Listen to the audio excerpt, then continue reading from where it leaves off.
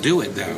I think it's again. I think the one thing that I took away from our session on stage from the Rumble was if there's something missing, it's leadership. Yeah. It's not framework. It's not education. It's not passion. It's not an understanding of your experience.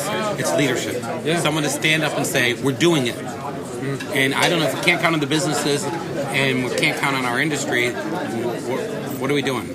Well, there's several people talking about personal leadership and the need for that these days. Right? Yeah, David Ratcliffe. David's been talking about it for a while. I've noticed a couple of others. So that message is getting out there that people need to be, I think, more professionals. But there's still a gigantic chasm between people talking about leadership, because I see this on Twitter all the time. People who tweet leadership quotes are like people who are joggers who take pictures of their shoes. You have to run. I don't want to see the shoes that say you run. Don't give me the quote, show me the action. And I just, again, I think it's dangerous. I said this on stage, on camera. I'm constantly, in a state of fear. What's it going to do to my career? But you know what? One person gets something out of it, or they get no lie. Coming out just now, walking upstairs, a young man walked up to me. He said, "I don't know you and I went to see you online, but you're the type of person I would want to work with and work for." That's very kind of you. That's nice. And he goes, "You're missing from my organization. I want someone like you." It was really touching. And I thought to myself, God. And he said, "I don't want you to think I want a job or anything like that." I said, No. I want you to do what you just did to everyone. Because this is what we used to call leading. You say, "I need something. If I can help you, I help you."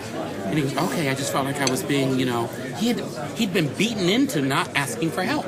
No, but what happened? People are afraid that if you stick your hand up and you ask them, you're going to look stupid. You're going to look like you don't know what you're doing. And that's it. I think it's just the fear of requesting help, requesting that's culture. Requesting guidance. That's culture. Yeah, that's true. That's at the root of an organisation.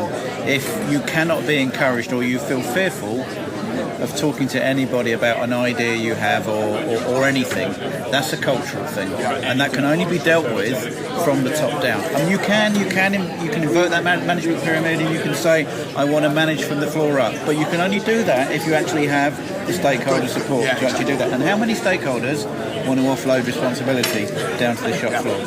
Ultimately, it's those organisations that invert the management pyramid and do allow the culture to be. The other way you can fix culture, and again, I think something that most people don't consider, is social media. Yeah. So you become very active on social media. Your company sees you. That's your profile. And they have to understand who you are. Now, they can manage it like IT manages, right?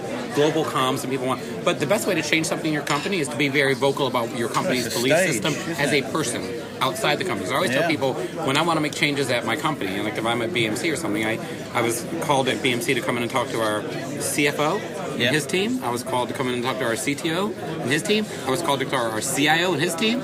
And they said,